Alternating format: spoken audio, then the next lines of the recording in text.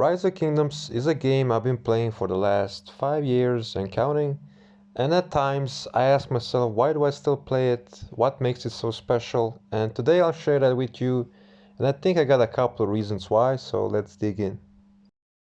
For the first reason, let's go way and way back to the very early game, where every day when you log in, there's always something to do. You can scout the map, you can do quests, you can train troops, upgrade your buildings, do research, kill barbarians, do barbarian forts, guardians, and the list goes on and on. And every day when you complete these little challenges, it gave you a little sense of satisfaction and a sense of progress. And I think after doing that for a couple weeks and even a couple months in, you can still do that. It leaves a habit, and eventually you're just gonna keep playing it out of habit. And I think that happened to me.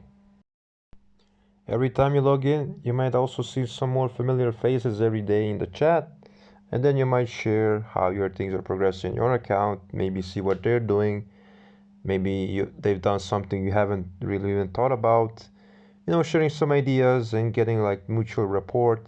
And over the time, you develop a community, a friendship, and then it also snowballs to you caring about the community in your kingdom, in your alliance.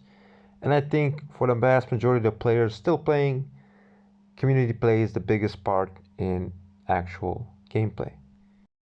I always try to make conversation, and over time, in my first kingdom, in my first alliance, it led me to moving up as an R4 and then later on as an R5. And then being in leadership helped me understand how to deal with other people. When I was in leadership, I was like 20 years old, 21, and I was dealing with different people from various ages and all over the world. So communicating with people like that, even though it's on like a game level, it's not really that important, but it kind of helped me build more social skills and improve and how to lead people, how to maybe motivate people when they were feeling like quitting and maybe trying to migrate and things like that. So overall, I think in the leadership aspect, I've definitely learned a lot, and I miss some of the parts, but vast majority I still don't, because being leadership in Rise of Kingdoms is actually quite demanding and it takes away a lot of your time. I've been fortunate enough to start in a kingdom and with the people I'm still playing with. So nearly 6 years in, we're still playing in the same group. We changed kingdoms, but our group remained the same. Some people left, some people quit the game, but overall, I think I could have asked for a better group to play with and a lot of knowledgeable people and a lot of good people in general, and to have a great community. And honestly, it does keep me playing. My community got bigger the second I started making videos about the game, and I'm well over a year in, and I did not expect the amount of views I get and the amount of like people supporting me, but I definitely appreciate it. And if you're a subscriber and watching this, I want to thank you for it. I've always tried to reply in each of the comments and feedback and provide anything that I can, because I feel like it's the least I can do. And I will continue to be making videos about the game, and hopefully you guys will like it and we can have a good time all together. Reason number 3 I still play this game is the actual gameplay.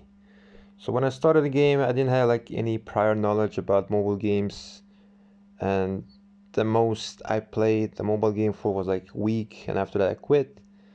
But like I mentioned, the early game for Rise of Kingdoms is quite, catchy. It keeps you going, and the amount of updates this game gets and the amount of like quality of life changes that happen.